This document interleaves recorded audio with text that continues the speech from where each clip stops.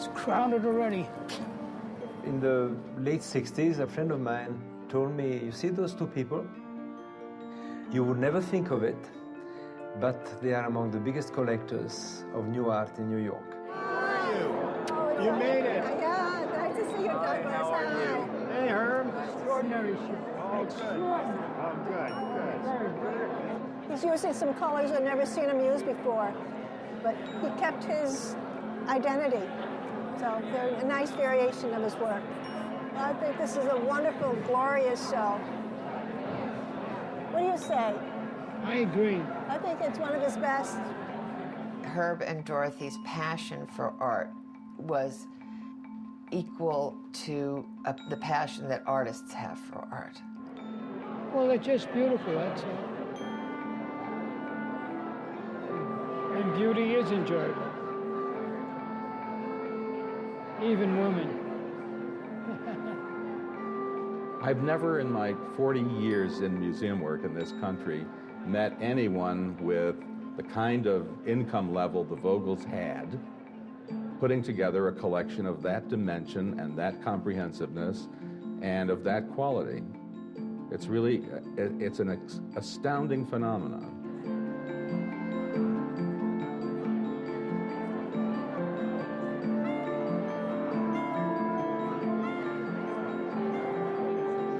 Who's there talking to my husband?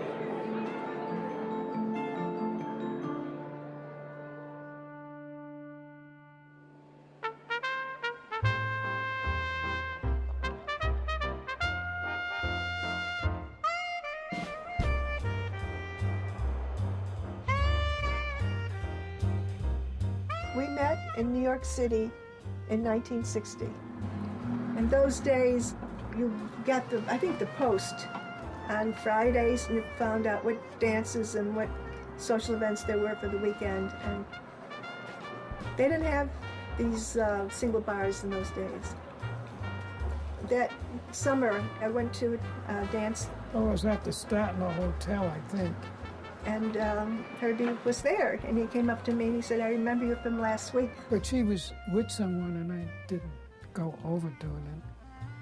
And a week later, I saw her by herself, and I went over and talked to her. He told me later, he said I looked intelligent. Well, she did. At least I thought so. It wasn't because I was cute? Yeah, that on too. I was a librarian at the Brooklyn Public Library. And he said he was interested in art, but he didn't really talk about it too much. We dated for like a year, and we went to movies and saw a few plays after dinner. Then we got married, and on our honeymoon, we went to Washington, D.C. And the first place we went to was the National Gallery. When I met Herbie, I didn't know anything about art. You start going through all the rooms, and he'd start teaching me all about the Impressionists and all about the Renaissance. 16th century. So I got my first art lesson there.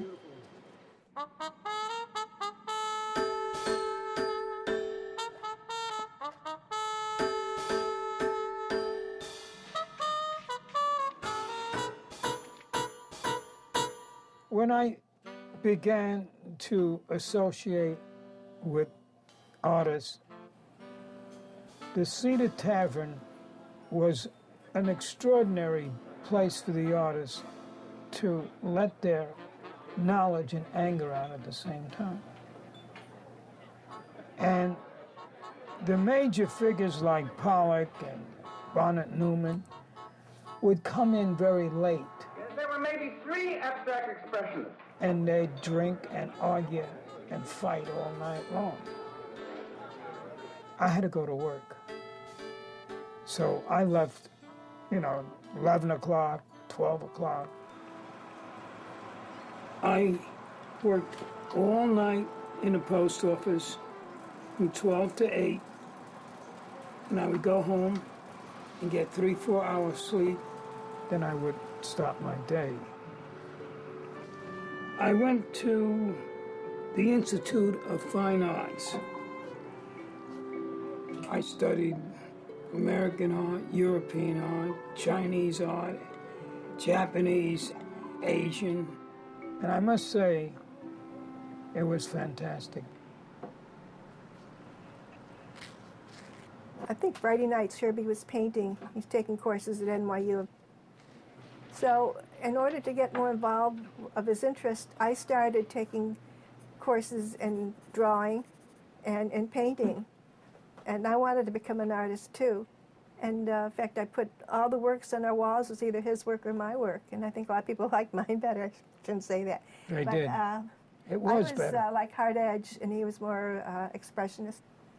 And that's how we began our early married life, not as collectors, but as wannabe artists. This is a box of old paintings that Herbie and I did when we were studying painting.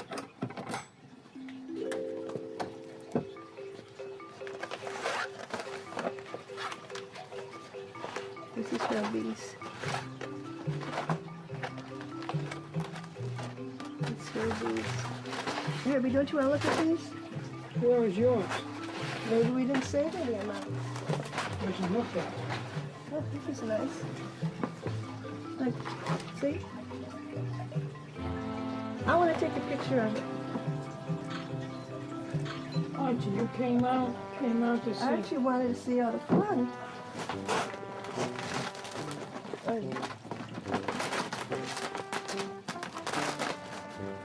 It's okay. This is before the era of the conceptual and of the minimal and pop art. This is what's being done in New York in the 50s. These aren't bad. I like them. I can't believe I did them. I don't know what happened to my paintings. I'm disappointed, actually. I thought I'd see some of mine, too.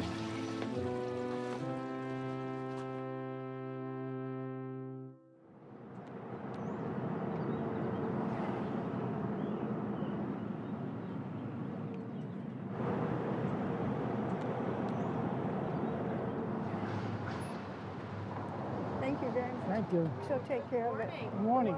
Good morning, Mary Jane. I'm okay. That's a beautiful setup. Wow. Wow.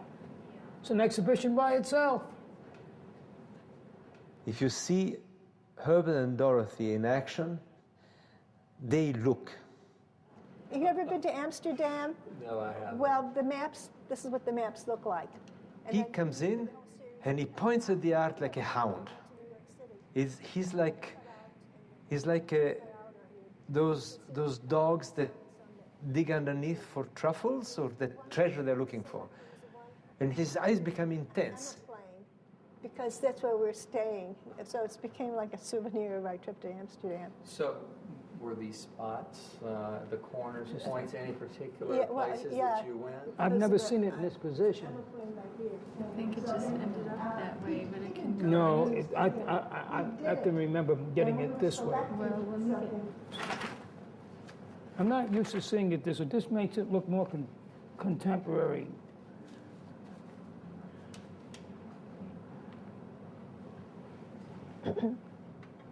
Yeah. I like it better that way. Me too. That's the piece we got when we first got married. We went to a studio, and it's the first piece we bought together.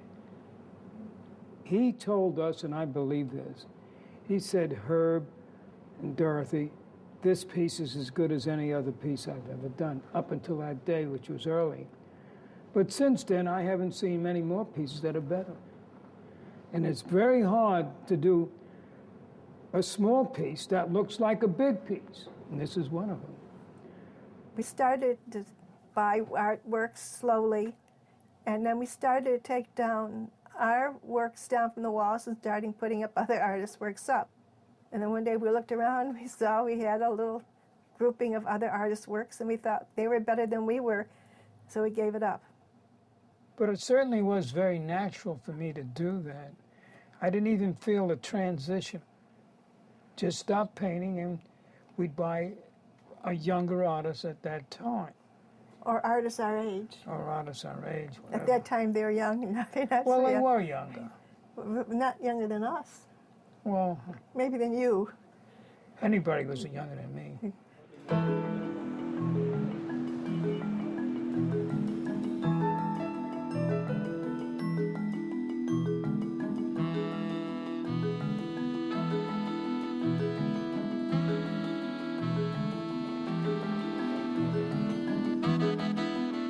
Pop art hits the New York scene in 1962. Pop was really seen as a kind of opposition to abstract expressionism. It seemed, in fact, to bridge the gap between art and what we already knew, a return to understandable art. In the 1960s, there were many other sides to the New York art scene, and it had to do with experimental underground art, street art and performance and happenings, and very pure thought, so-called conceptual art, or very pure minimal art, which was extremely abstract.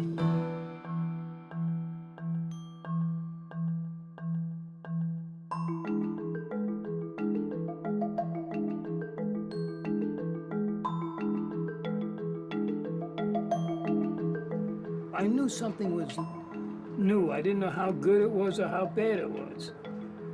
And I liked the idea that it was something that wasn't done before. In those days, if you wanted to collect art, pop art was already too expensive, and so was abstract expressionists. So if you wanted to buy art, the only thing that we could afford would be the minimal. And we had no competitors. A lot of the people who were collecting art at that time were not interested. 1965 was a big turning point in our life, because that's when we bought the first LeWitt in the collection. It was a structure that went along the wall and then had like a little hood going over. And we liked it a lot. What did you see in LeWitt, Herb? The only thing I saw in LeWitt was that I thought he was an original artist at the time. Even though I did not understand his works, he had for me a kind of more than average potential, and I felt it.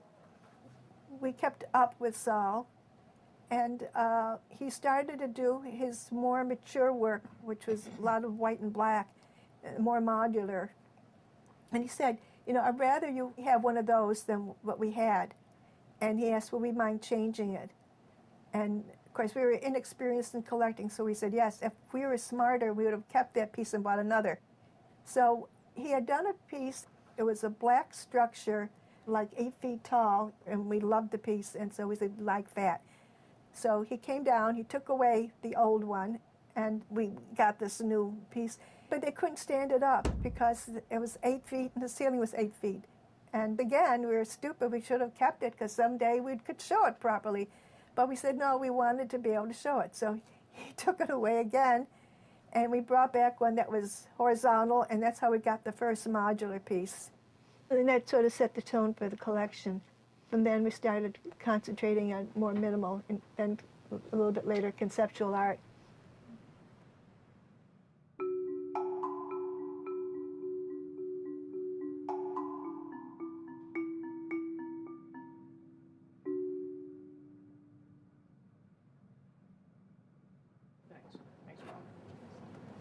Oh. Wow. I haven't remember seen that. these in a long time. I Where's remember Ruth? that. Look at that, Ruth. I'm here. It's fabulous. I remember that. Studies for pigs. Minimal art is using minimal color, minimal shape. Everything is reduced to its barest minimum.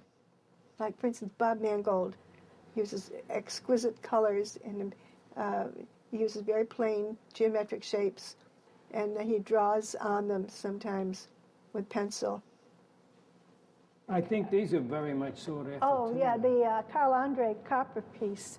Yeah. Oh, I love that piece. You still keep it in that little box? It's in that chocolate. And that was my box. It fits perfectly. Yeah. I thought maybe he made it that way. No, I bought the Fit into your candy, chocolate. and it just fit perfectly in the lens box. Perfect way to store it. At that time, I remember there's a big move in art for the people, and a lot of the artists wanted their work to be made available to ordinary people. Carl Andre had an exhibition, and the works were sold on the basis of a person's salary. Depending on how much you made was how much the work cost. And we did that pretty well because we didn't make that much money. Donald Judd was one of the first important artists to use minimal shapes in his work. He's also one of the first to have his work fabricated. He would draw up a design, and then a factory would make up the work itself. And he used a lot of industrial materials in his work.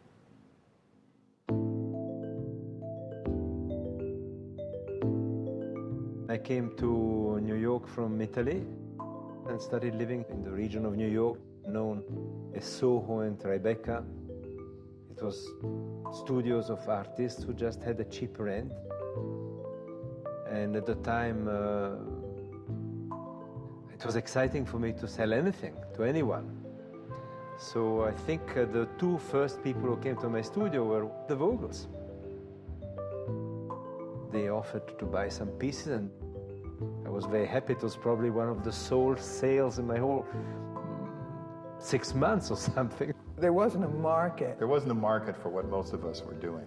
So the fact that they were interested and wanted it, the money was very useful to us, and since there was very little coming in. A lot of artists lived in the Soho area, but in 1970, galleries started going down there as well. So in addition to the Upper East Side and 57th Street, we had to add Soho to gallery going.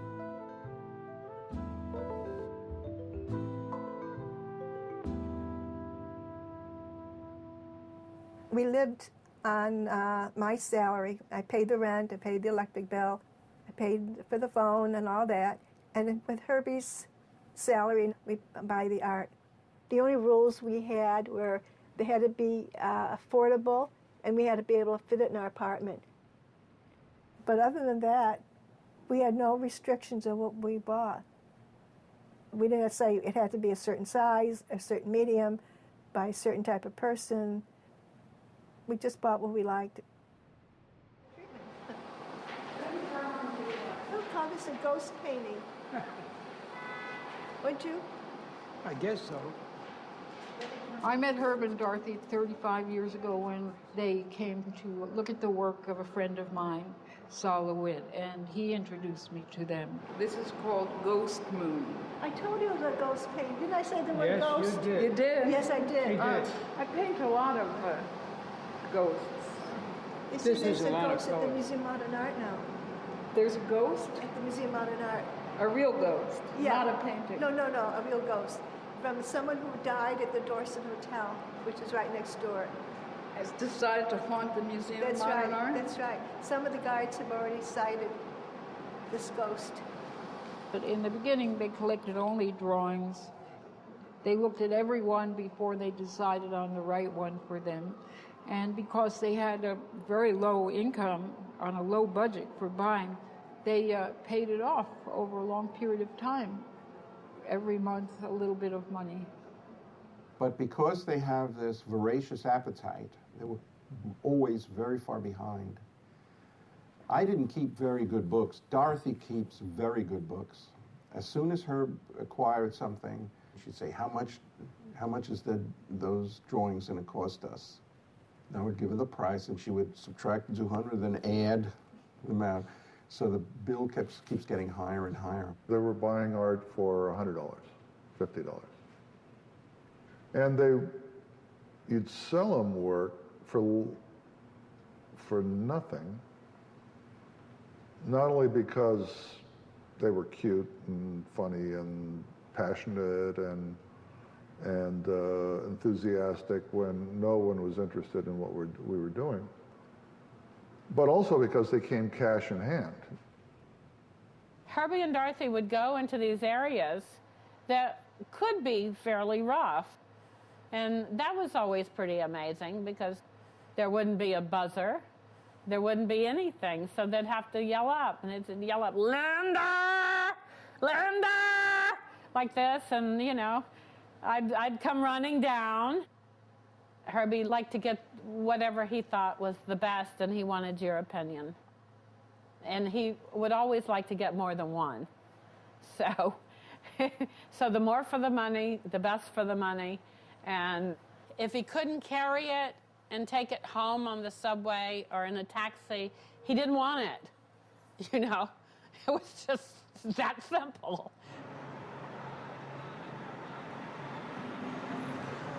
In February 2005, when Herb and Dorothy made their first visit, they acquired 3 pieces. Hello? On their second visit, they acquired, I think, 9 pieces. Hey, hi, James. How are you? Good to see you. Nice to see you, James. You look big compared to another. Well, I feel average. Okay. Is that finished? It must be. No. It looks finished. I wish. So I haven't seen this thing for a couple of weeks either. I've just been in it. And why is it not finished? Because it looks finished to me. Wherever it's gray, wherever that gray is only half painted. So I'm painting in between James, it the looks lines. good to me. I would leave it. I can't leave it. No? You said that one other time, Herb.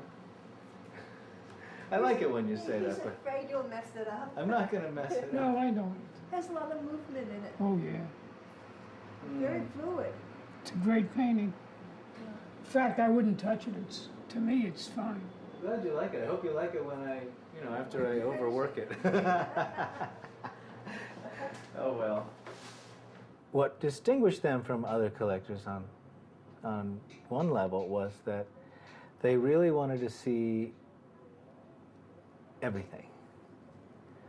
So I'd show them one thing and they'd say, let me see something like that. And I'd show another thing, let me see another one like that. And they had to create a sort of mini survey of my development. It's beautiful. Oh, that one I'm really excited about. Yeah, it's very beautiful. I got to show you the next one of this group. And then, well, see, this is that taken to an extreme. Oh, look at all the numbers there. Where's 15? There's 17 there. Plus, I had found a couple of drawings that I almost threw away. Not what you might term mature works for me, or mature in the sense that they're as compressed as the work that I do now, but altogether quite important in a way to my development. They immediately identified that. They just went, wow, this is just, well, these are so exciting. And I'd shown them to people in the past, and they'd say, yeah, it's pretty good. It's not as good as the stuff you're doing now. But they made the connection immediately. It started to feel almost like I was talking to curators rather than collectors. I think I would like that pair. Mm-hmm. Well, let's To add to the discuss it off camera. Okay. Yeah. Yes, it's best. No, I want this, done privately. I don't need attendance. Exactly. I don't like the public knowing what we pay. This is personal and private. Oh, watch out for the paint, wet paint in the elements. Yes. Well, thank you very much again. Thank you. Thank you. So long. Enjoy the rest of the summer. Be well. Enjoy the theater. So long. I guess most of the collection came directly from artists, but we did buy from dealers as well, as from auction houses, as from benefits. So there's no 100% from one method. And a lot of the artists, of course, had galleries eventually, and some dealers supported us, and some people, I think, were maybe not so supportive. To run a gallery is very expensive, and I was actually giving money to the artists as advances on sales so that they would have the ability to be able to buy material and not have part-time jobs for the most part, and it was a very costly operation. And the artists knew there were agreements that they would not have what we called studio sales, but the Vogels seemed to be the exception. And frankly, I didn't like it. I remember some artists refusing to sell to the Vogels, saying the Vogels were exploiting them. And I remember some heated discussions about that, in which I would say, this is ridiculous. These people have that salary, they have intuition, they are collecting with passion. And what are they exploiting about your work? How many artworks are you selling nowadays, anyhow? They have some of your works. Yes, I've been reading about them all these years. Legendary human beings, yeah.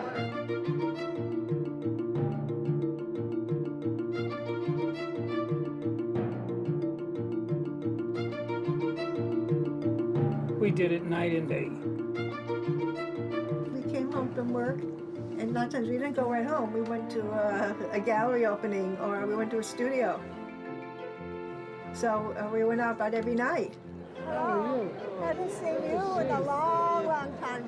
How are you, Fine, thank you. I think Herbie and Dorothy were known by everyone. They were at every gallery. They went to every museum. There was nothing they didn't see. This is one of my favorite ones. Yeah. See, it's like an animal in profile. I always thought of them as a sort of mascots of the art world.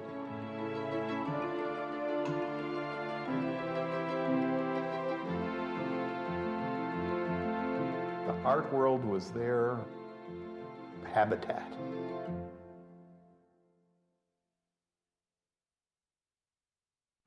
The kinds of art you collect, as implied by the names given it, like minimal, conceptual, informational art, is very austere and uncompromising, or would be to most people.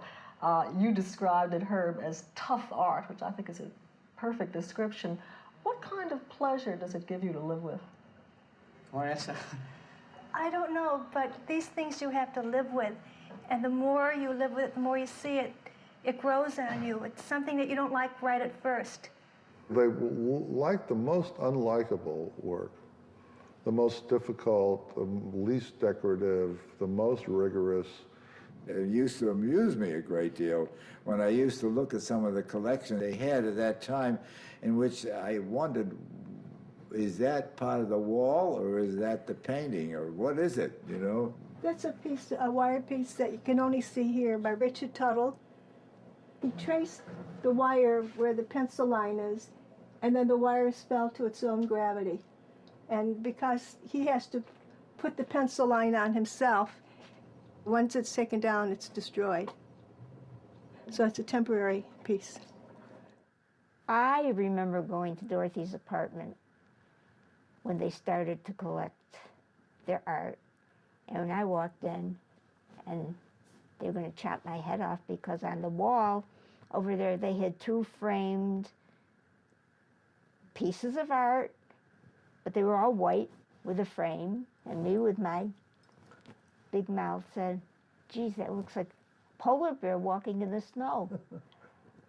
And with that, they, I think, got kind of upset with me, because I did not know that those were pieces of art.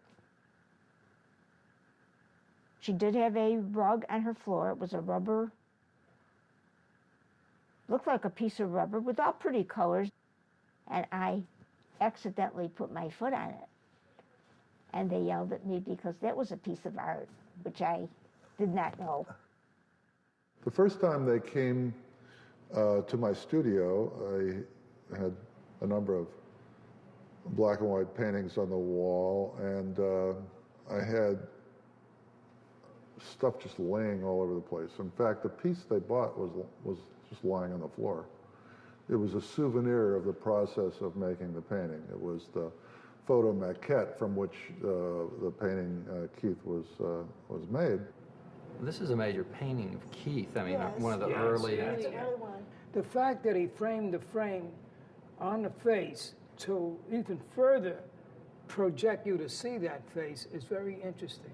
To me, it's Right. process on process here. Exactly. And that's when process was at its height, at the beginning.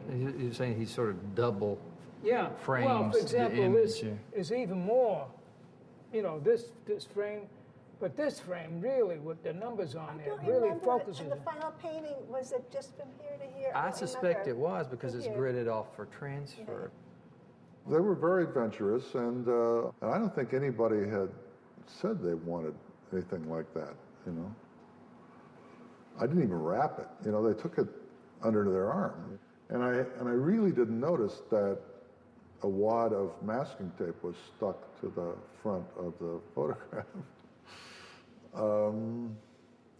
And then when I went up to their apartment, I saw the thing hanging on the wall, and the frame had a special deep fillet to accommodate the wad of masking tape that was stuck to the front of the piece. If the artist put it there, by God, you know, it's part of the piece, you know?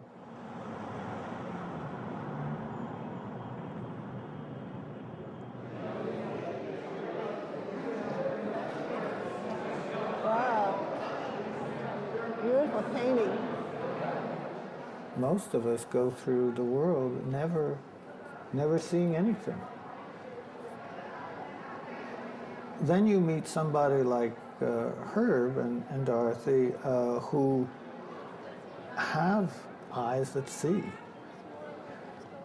Something goes from the eye to the soul without going through the brain. Yeah. The thing that's very important is the fact that they had what I call an aesthetic eye. You can be rich and have an aesthetic eye. You can be poor and have an aesthetic eye. Herb and Dorothy were born with an aesthetic eye. It's something that you cannot just develop over a period of time. You have to have that instinct as to what is right in a picture and what is wrong in a painting. And they had the ability to judge. Beauty is different from person to person. What I think is beautiful, you might think is beautiful. Like anything. Why would you say one man is handsome more than another? A lot of people would pass him because they don't think he's handsome, but he's cute. He's very attractive, but some people might not think he's so attractive. So you do it because you're my wife. Yeah. That's about it. My house was over here. Well, but right here? Not further down, but right here? This is where you lived? And what is it now, a garage? I don't know. A parking lot? A garage? It looks like a garage. I don't know what it is. This is like being in another neighborhood. They rebuilt the whole thing.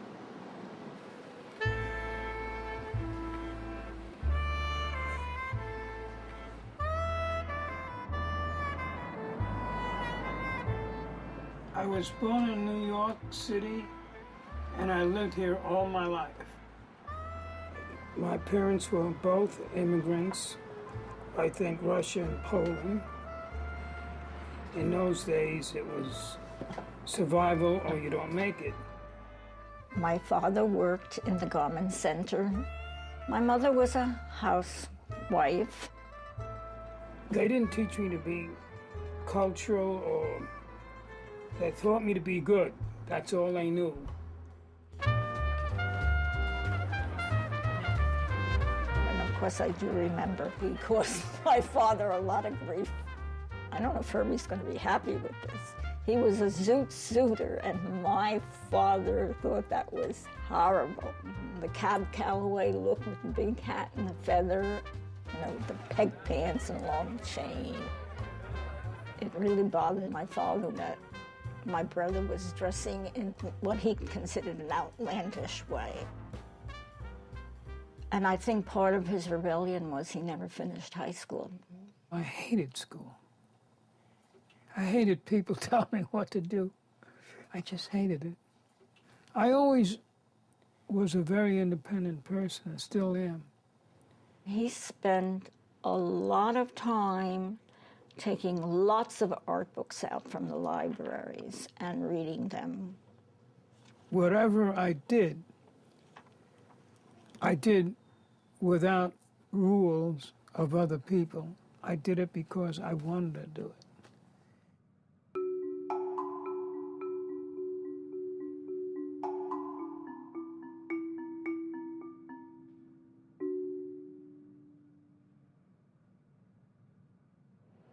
But those now two. you used to get these postcards in the mail, intermittently in the mail from Encore. Yeah. Did you get them every day, or did you No, get you them? can see when we got them because the dates are on them.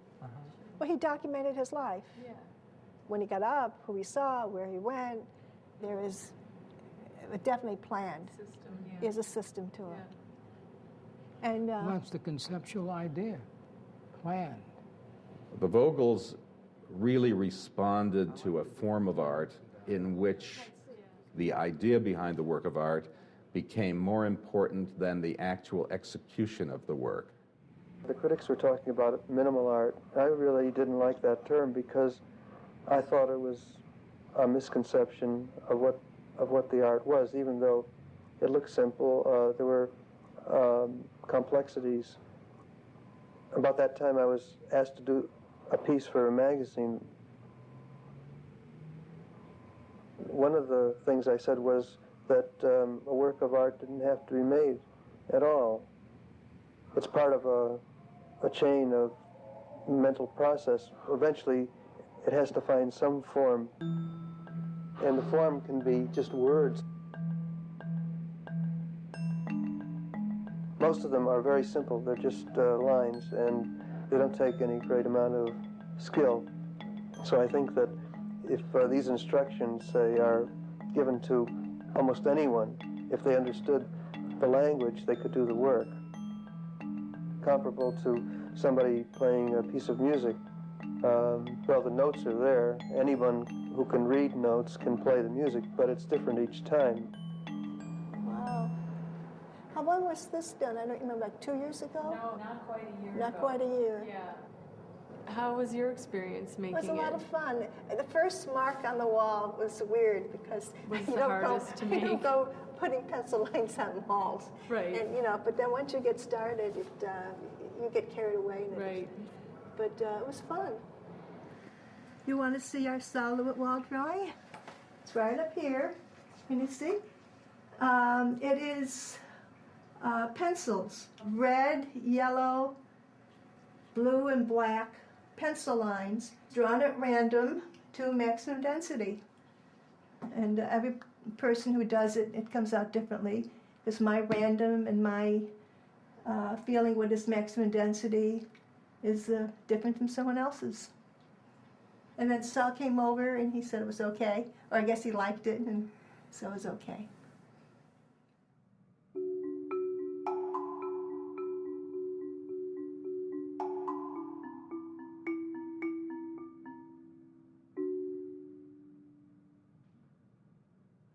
We knew they were collectors, but we had never met them.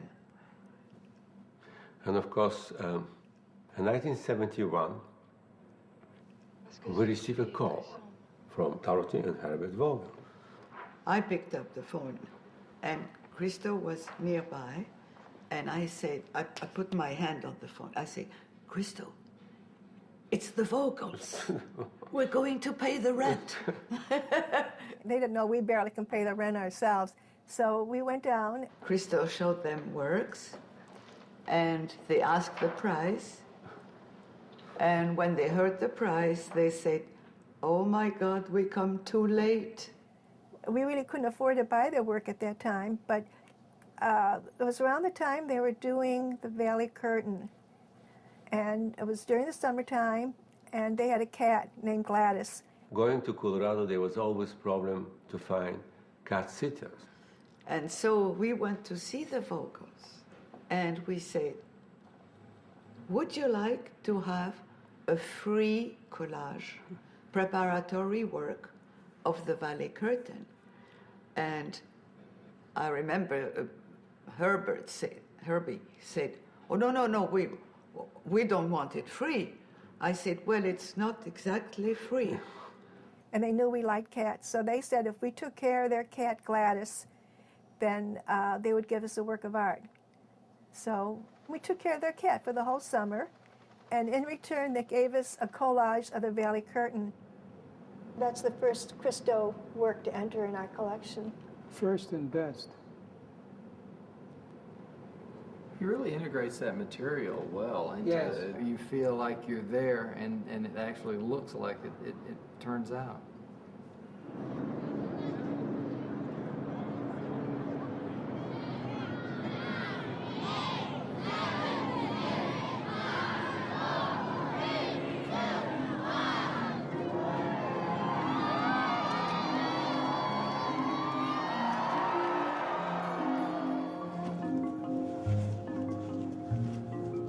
believe this. No.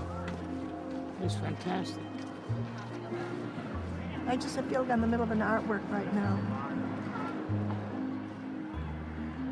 I ask myself whether this is an event or is it an artwork? I mean, is it a happening? It is a happening because you're really participating. It's a combination of everything. Yeah, happening, event, and art. I guess just there and press And down. press that little ball. It's right Yeah, that's what you press. Oh, thank you. Oh.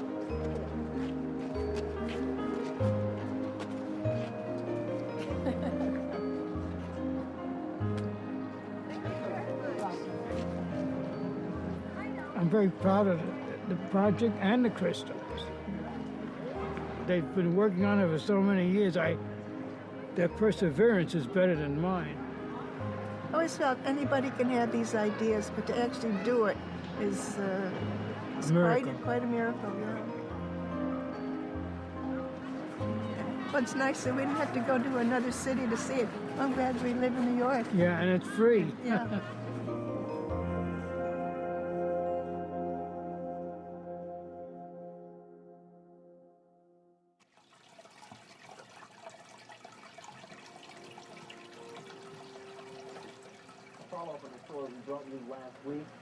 Herbie and I have been married for 45 years.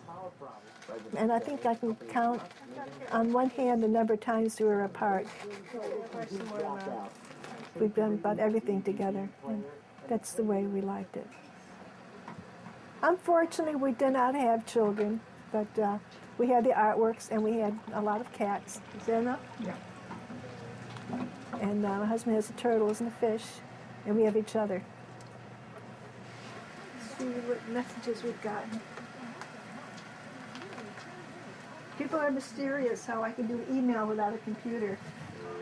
Of course, this can have problems with this too, but not as often as with a real computer. And it's slower. See, it's waiting to connect. A lot of people don't have the patience for this because they like to go quickly online, but this is a lot cheaper. Aren't she?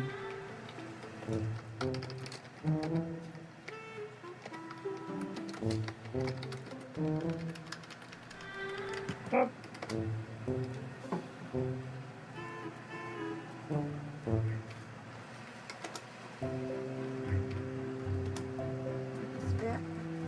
That's how I can do email.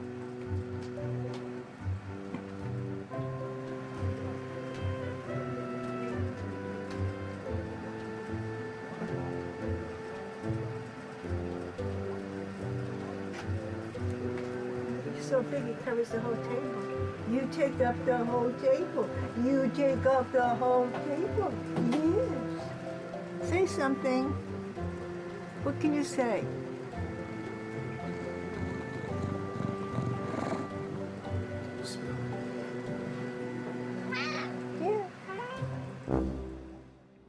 One of the things I liked about them was they were very strongly committed to animals.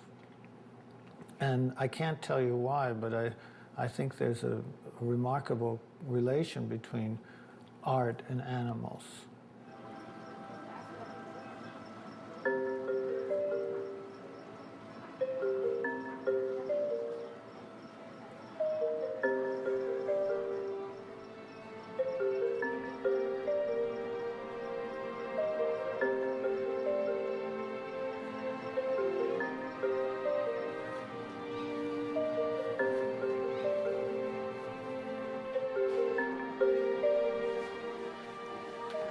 Come here, look at this cat.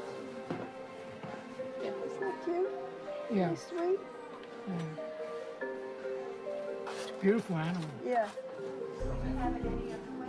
New York has everything you want, including nature.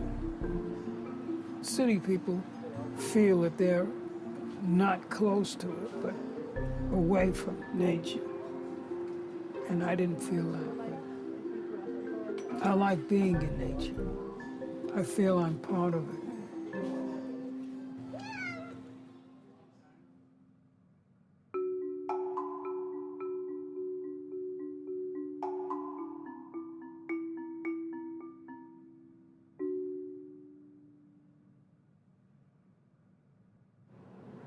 We have one normal and one nothing. And Right. each normal and each nothing has a tear sheet, which is the real work of art. Right. That's why you might have two versions of the same Well, thing. I was wondering but it's about all that. one We did work. have to. It's Okay. only one work. Joseph Kossuth choose only words that had some meaning to him. Like he had a whole show of nothing, because there are other definitions of the word nothing, and he had a whole show of them. So a lot of these were like puns. You know, I had a whole show of nothing. Language is one of those things where you don't have to believe. The word wood looks very different when it's made in Japan, looks very different when it's in Scandinavia, looks very different when it's in New York City, but in fact it's still wood. You live your life through objects and around them. And art is one of the things that allows people to understand their relationships to objects.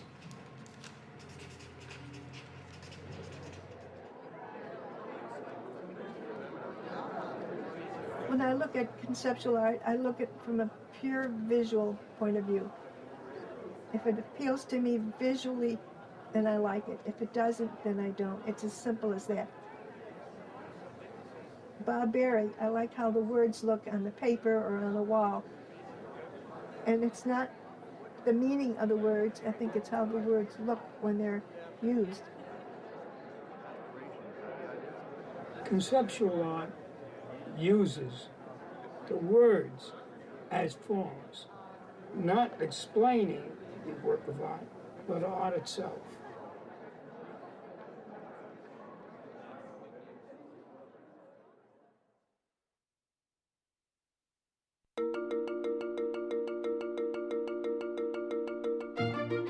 In 1975, we had our first exhibition at the Clock Tower in New York. It was organized by Alana Heiss.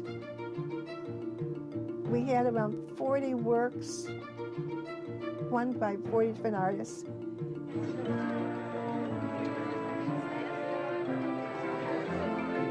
And later that year, we had another show at the Institute for Contemporary Art in Philadelphia. It's a real pleasure to know you because I think the collection is fantastic. Thank you for coming, and I hope you have a wonderful evening.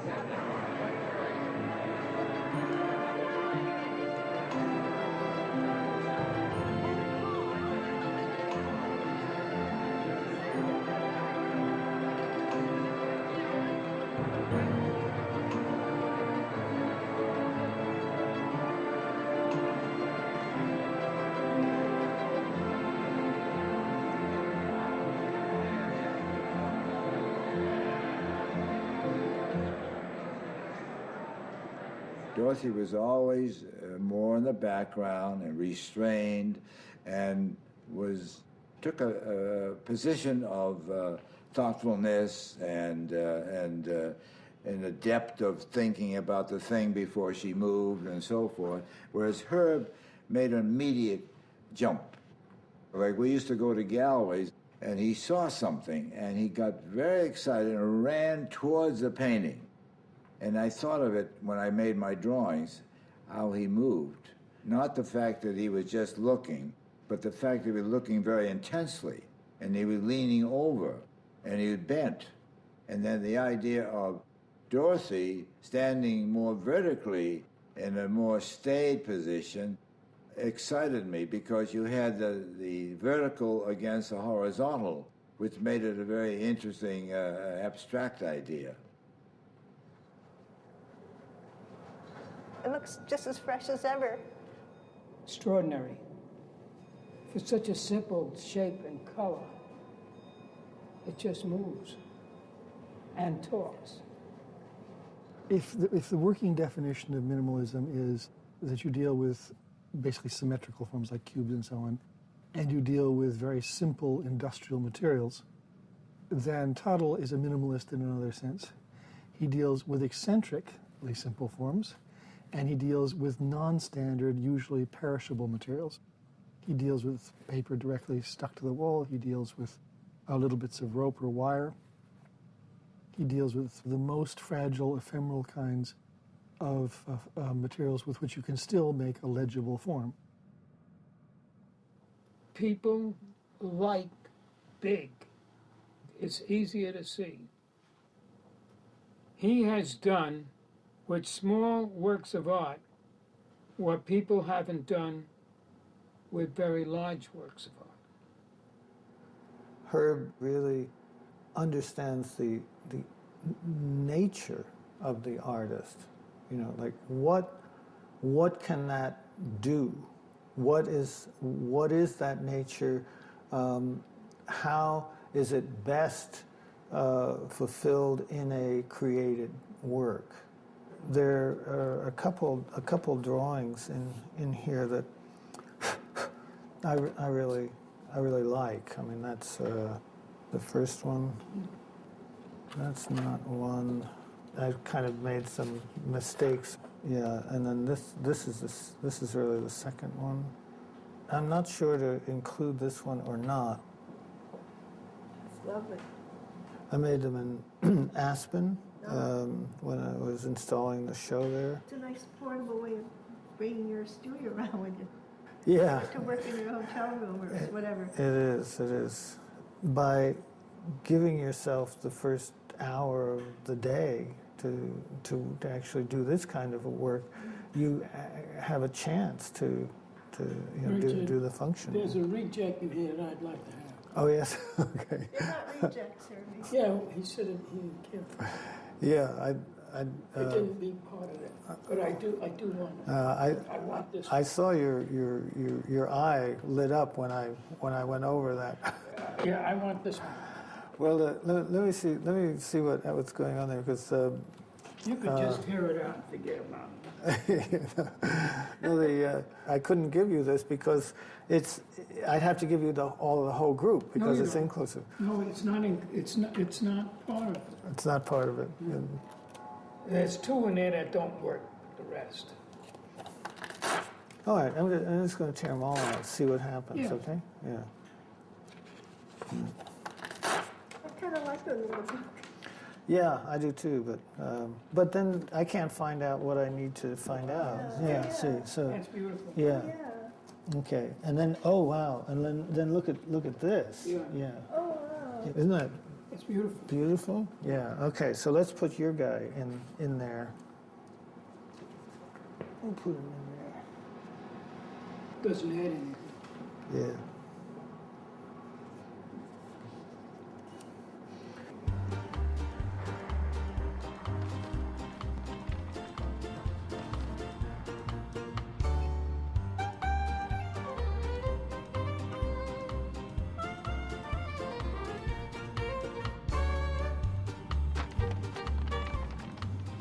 Elmira, where I come from, is a very small town in upstate New York.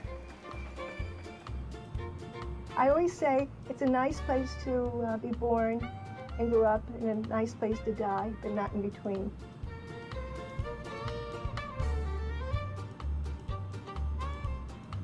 My childhood was, I guess, very average. My father had a store, and I have an older brother, 5 years older. Where's the hat? Right there. Is that it? That's it. It doesn't look the Wait same. a second, see. It looks terrible. It doesn't look like my house. Oh. There's your room right there, Dorothy. Yeah, I know. At the end is my room, and your room was at the other end. Yeah. And it was white with green shutters. It was very pretty. And that's not my house anymore. Dorothy, at a young age, was mild-mannered, studious, an avid reader. So I figured out I would like to be a librarian. And I found that I really enjoyed it, and I went and got my master's degree. And a friend said she'd like to come to New York. And we'd get an apartment, and it'd be fun to live in New York. So I came around 1958. I need a big city, but first of all, I don't drive. I did learn how to drive, but somehow I just didn't take to it. How big was closed? Yeah, it closed. Oh, that's too bad. I know, because I wanted to see it. And also, I like theater. I like going to plays, and this is the place to go to theater. And of course, my life in New York is a lot more exciting than I ever would have dreamt anyhow. This would never happen if I stayed in Elmira. These are the famous Vogels. This is my wife. Oh, hi. Nice to meet you. I'm Julie Salomon. I'm with the New York Times. Oh, hi. I never thought that the artists we collected in those days would become so famous. It wasn't a goal for us. We liked the work. And when they got recognition, we sort of shared their joy, sort of became like a part of it. And as the artists became successful, they, of course, did become more expensive. But in many cases, they made it affordable for us. I think the collection is built on the generosity of artists. $330,000, $340,000, $350,000. In the 1980s, there was a big explosion in the art market where the prices went very high, unrealistically. Sold for $3.3 million, right here. Thank you. And all of a sudden it dropped. But we were not part of that. We didn't sell, we didn't get involved. We didn't get involved with that. Dorothy and I are not selling and buying art only for money. But I don't object to other people doing it. The artists have to live and other people have to live, and I'm not going to knock it. We continued to collect and we became more well-known. And we started having many exhibitions and a lot of articles were written about us. But above all the rewards we got from collecting art is knowing the artists, getting to know them and understanding them. If they became regularly attached to you, then they really want to follow every step of your work, every change, every mutation you went through in terms of the work, and wanted to share in it in a way. So it was this thing over many, many years. We moved out of New York in '71. We didn't see Herb and Dorothy as often. In the last 15 years, it's been about once a year, usually in the summer, where they come up and see what's going on. Herb usually calls once a week. We'll call and we'll chat. He'll want to know what's going on and what's new. What's new. Fine, how are you? We used to have long telephone conversations every Sunday night for years, and he'd always say, "What's the latest, Will? What's going on?" We got into this routine of calling each other on Saturdays just to sort of check out things, see what's happening in the art world. Have they seen any good shows? We've been busy. Often we did not have time to go to the galleries, and we were working too much. And then in one dinner with Herbie and Dorothy, the four of us, we would know everything that happened in the past 6 months in New York. They're friend collectors, you know, they're not collectors. They're people who were like family.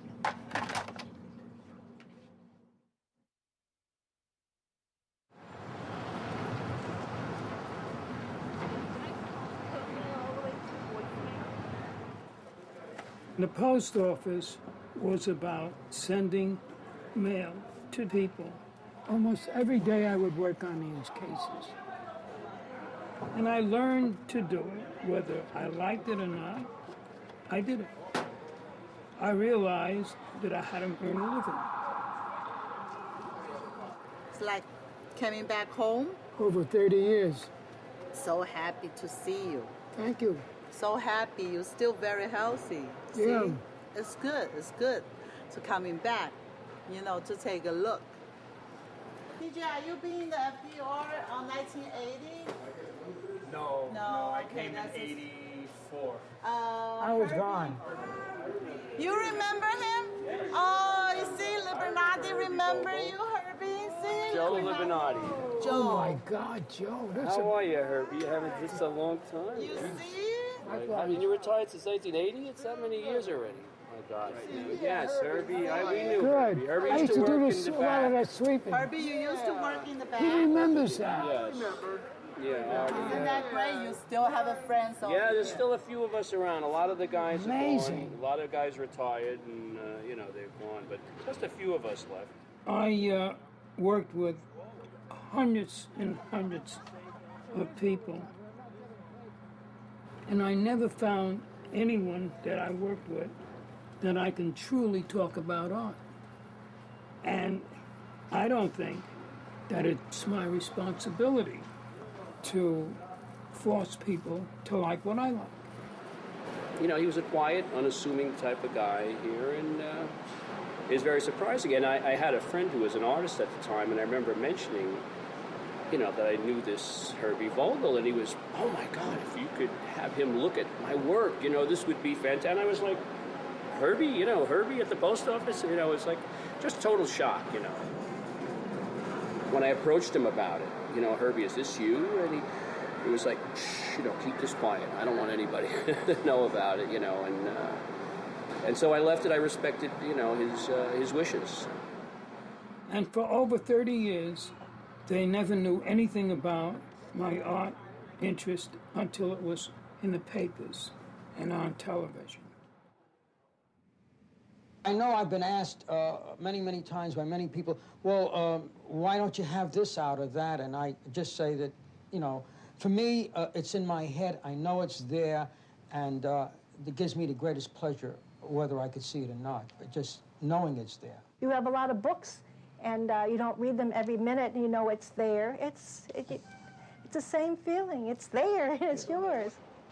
The Vogels have managed to afford their collection by living simply over the past 20 years in a small, rent-controlled apartment in Manhattan. Herbert and Dorothy's collection began to become a phenomenon, and they became extremely famous. Everybody in California knew who they were. Any place you'd go, they knew the Vogels. And when they came to New York, they would be desperate to meet the Vogels or go and see this collection. That's Pat Steir up there. Saw LeWitt on the bottom. But he's covered up. Can we see it? You can see little ones there, see? Okay. So why some of these works are covered up? Because the light can ruin them. We're caretakers. That when we're finished owning them, they'll go on to museums.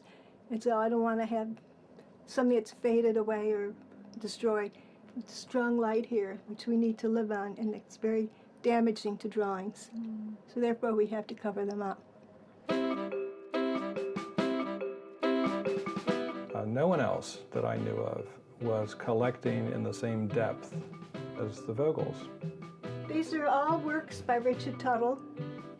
Because when an artist made it into their interest section, they would collect them night and day. Steve Keister, he does a lot of works with ceiling pieces, different materials, like that's his as well. Richard Eichwager, and then below is Andy Goldsworthy,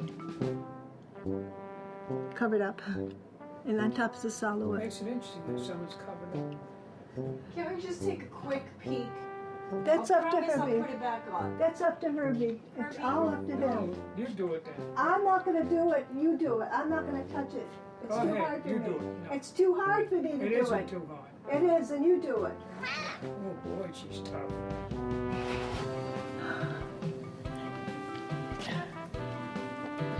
This is Andy Goldsworthy. This is the Eichwager that you wanted to see. I could say the apartment always seemed jam-packed full, and you couldn't move. There were boxes, there were crates, there were piles, with cats going in and out of them.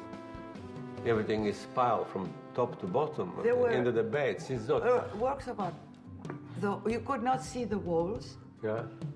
There were works on the ceiling, Under the beds. under the bed. Under the bed was getting higher and higher and higher as they shoved more art underneath it. When they asked for work at one point, I remember I designed one to go in their bathroom because there was no other wall I could think of that they could put something on. That one is by Lawrence Weiner. He said that these can be put on a wall, can be any size type, can be in any color. And I did this myself also with press type. It's many things placed here and there to form a place capable of sheltering many other things put here and there. So it's a piece that describes the collection. The red square and the white circle are works by Bob Berry. Charlie Clough, he's an abstract artist. We have a lot of work in our collection of his. There's two Julian Schnabels at the very end, and Lynda Benglis is the orange piece. Anybody seeing that knows it's Jeff Koons. It's a quintessential Jeff Koons. I could just imagine being underwater with that turtle, like looking out, watching them come and go, you know. The new artwork's coming in, you know. Well, Herb and Dorothy were a phenomenon. They bought work out of a kind of, as though they were starving for art. Looking back at it now, it would occur to me that we were obsessed the way we did it. This compulsive collecting, almost like alcoholic, you know. Collecting is a disease, people have said, and you know, once you're bit, that's it. They were greedy. What can I say? They were greedy, you know? Really greedy. Thank God they were greedy, huh? We used every space available. We couldn't even put another toothpick in. Then the National Gallery came to the rescue.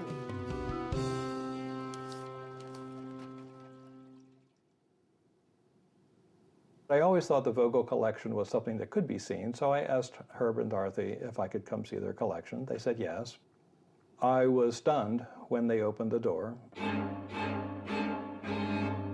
It upset all of my alarm systems as a curator because I began to think, uh-oh, what if there's a fire? What if one of the mega-gallon fish tanks that Herb keeps his fish in springs a leak? And I said, here we have a whole culture of decades of New York vanguard art is going to turn into mush.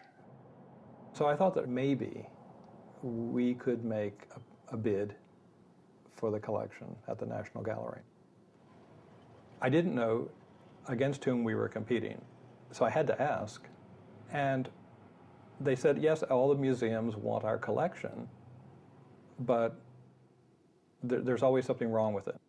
So I figured I was cooked, and the National Gallery was cooked anyway.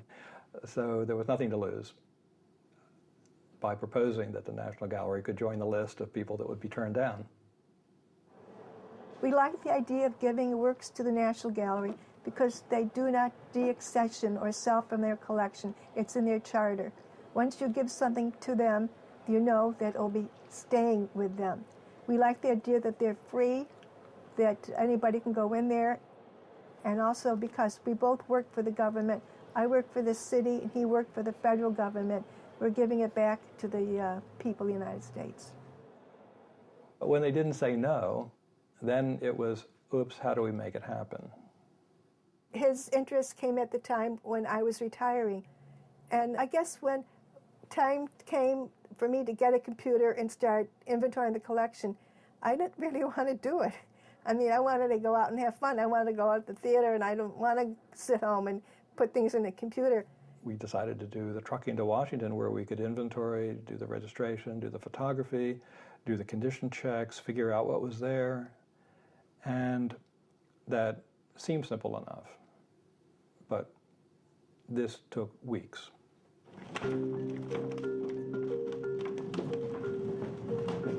By the end of the first couple of days of loading the truck, we hadn't made a dent.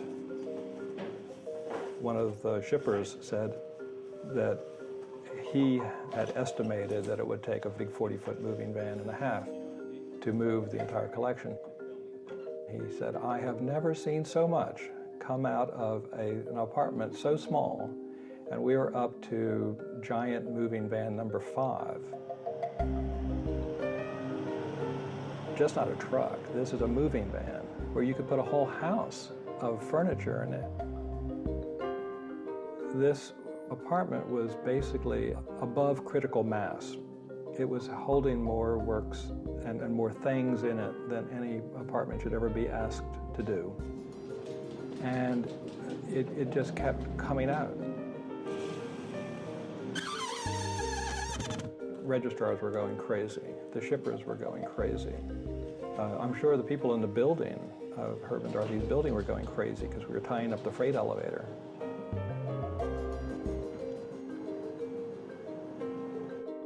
Finally got a working team that got into it because they became friends, as everyone does, of the Vogels. The art handlers would say, Dorothy, Herb, we're emptying this apartment, so now you can go get that couch back. And you can really put a chair, a comfy chair, and you can sit down and relax. So they'll be in Washington tonight? My art handler was on a mission to give them back a real apartment that they could live in.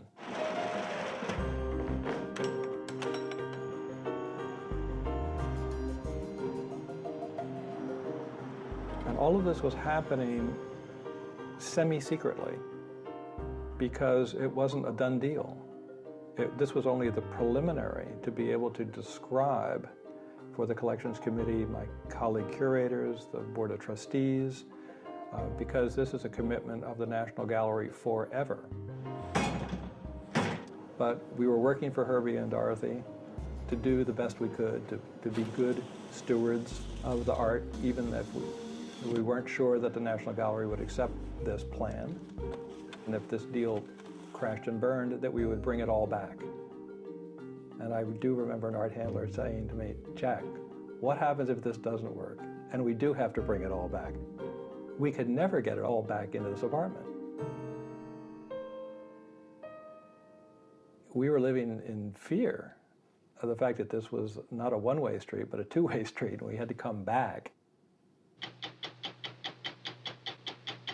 The Vogels have amassed one of the most important collections of modern art in America, a collection conservatively estimated to be worth millions. And when they decided it was finally time to find a permanent home for their works, the Vogels passed up lucrative offers from many museums. Instead, they chose to give the collection away. Dorothy and Herbert Vogel are unusual art collectors, yet the Manhattan couple of modest means has given the National Gallery of Art one of the country's most important contemporary collections. More than 2,000 paintings, sculptures, and drawings have been pledged by the Vogels. And you always resisted efforts to sell it. Absolutely. People would come and realize that you were onto something and try to buy it. Why did you do that? Well, I didn't think money was the most important thing, and I think the collection is. We wanted to keep the collection together, and this way we can. That was by Richard Tuttle. You see? That's a work of art. That definitely is a work of art. It's a piece of rope. That's is that right. a tack through it? Yeah, it's a little nail. Yes, it is. A little nail. Yeah. And it's a little shredded on either end. Right. That's right. Signifying what, if I may? It doesn't have to signify anything. No, that's true. It's a visual thing. All right, let me see some more art here. Take a look at this. Next slide, please. Well, again, that's Bob Mangold's painting, and unfortunately, it's upside down. I like it that way, Mr. Vogel. Okay, that's fine. What's wrong with having it upside down? That's not the way the artist wanted it. That's right. When we got all this publicity, people started sending us works thinking it'll end up at the National Gallery. So I ended up getting all kinds of works that I had to send back. I had to take to the post office. Not only did we get works, the National Gallery got works they had to send back. CBS got works they had to send back. And then we got through a mutual friend, met another person by the name of Herbert Vogel, and he got works. And I sent them all back. Because we do not collect work that way. We have to make our selections ourselves. Did you know Akanchi? Did you? Yeah, and we saw him do it too. We saw him go up and down. You saw him go up and down? Yeah. So this lists the various dates. The dates and how long it took him. I missed the works, but we go down twice a year and we can ask to see different things. So he takes his stool with him, I guess, huh? And I know they're well taken care of. It's like sending your children off to college and they have to go on. It's sort of like the collection had a life of their own. And we molded it and we formed it, but then it became its own identity. When you can place an artwork or a child in a very good place, I think one should be happy. And I was. I think it was a very good thing for the National Gallery in that it then stimulated us to be collecting in a parallel way to what the Vogels were doing. And in fact, in the last years, we have acquired some very major minimalist and conceptual pieces. Of course, the Vogel collection gives those works of art a context.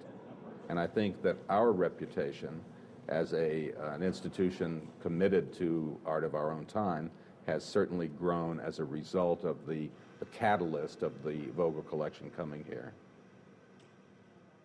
I'm frequently asked, how much is the Vogel collection worth? And it's priceless because it's impossible to put a price upon it. But historically, it is incredibly valuable. And it seemed appropriate if we could find a way to make a small annuity that would allow them to feel more financially secure without having to invade their collection if somebody had a really serious health problem. Or they got kicked out of their apartment and they had to go someplace else, that it would certainly be honorable. What we didn't anticipate was that they would use that annuity to buy more art to give back to the National Gallery.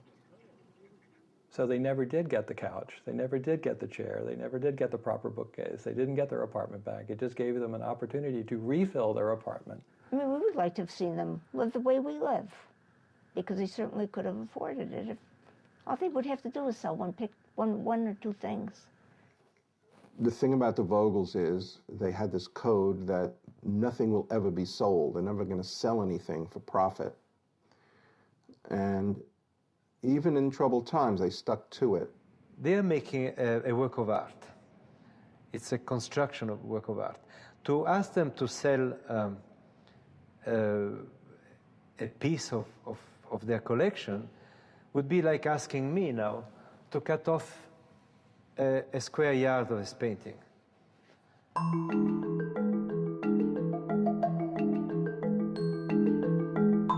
I guess like most collectors, they had passions. But it's not just minimalist, it's not just conceptual art. If they believed in an artist, they collected them very aggressively, and they stuck to them. We have, for those artists, a very intimate, almost private view into an artist's thinking process. That's one of the strengths of the collection, that we do have certain works in depth. It's mainly because of Herbie. I think I probably would have been satisfied with one or two, but he's the one that's very passionate about collecting, that he had to have more than one and another and another. He's the one that drove it to get more. Well, it shows the development of that style of art with that artist. But not every artist in the collection became well known, but we still liked their work and still added it. And I feel, whether they were famous or not, they're a significant part of the period of art at that time.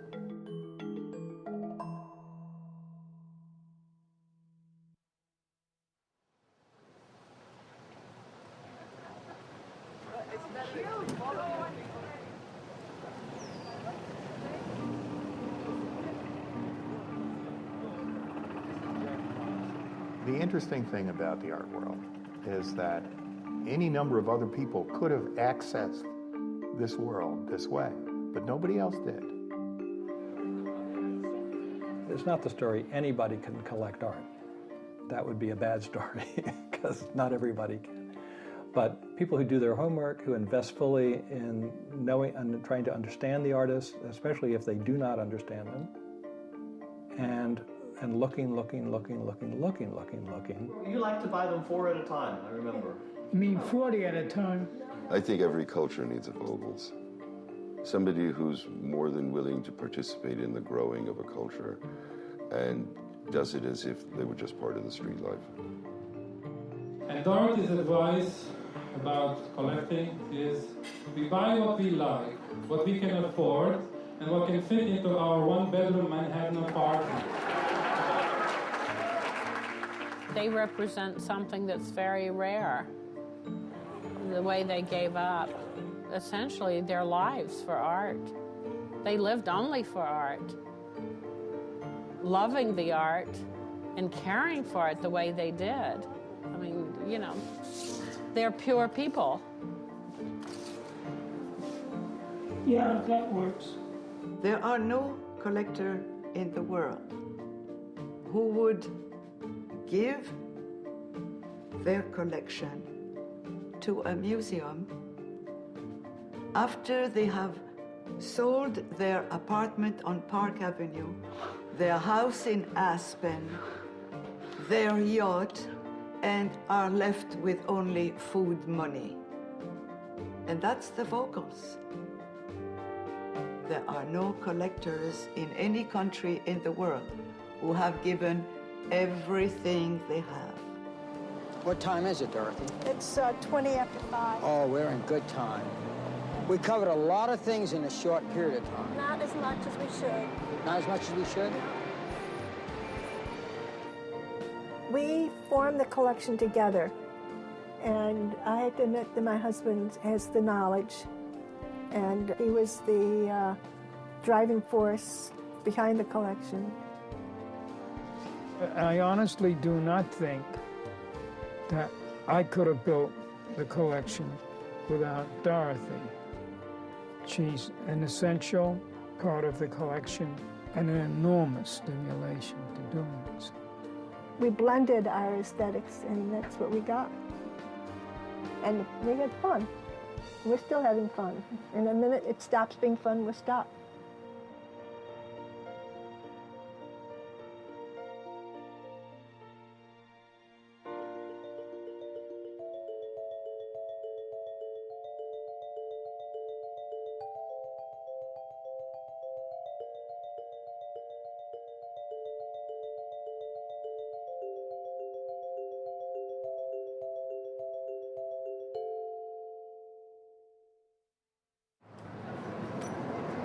You're open to 8 o'clock. You want to go in? Hello. I'm interested in buying a computer. Someone will be with you shortly. Thank you.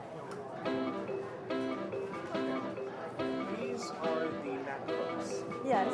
You guys are looking at pretty much a computer to get online, email, internet browsing. Is that kind of the That's basis right. of what you're going to be doing? I have a list of things I want to do. I want some with a word processor. We get you one of those. I want to be able to watch DVDs. All of these are able to watch DVDs. They become with remote control. Okay, that's good to know. And I also have this I want to be able to use. All you would need to do is get Microsoft Office for the Mac. And it'll be able to read these.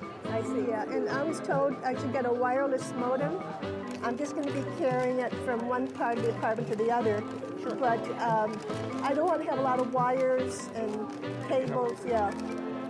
No, that's very easy to do. Yeah. Is this the 13-inch? Huh? This is a 13-inch. Is this the smallest? They're the smallest ones. The white one, there's a model at $10.99 and $12.99. And the black one comes in $14.99. And what's the difference between the $10.99 and the $12.99? The difference is that the $12.99 adds that DVD creation capability, and it has more storage. It has about 50% more storage No, I built think in. that the white one would be sufficient. I might keep some emails for a while, but that's about They're it. not that big. Yeah. I don't think I need a carrying case. I'm not going to carry it. Out of the house? No. Okay.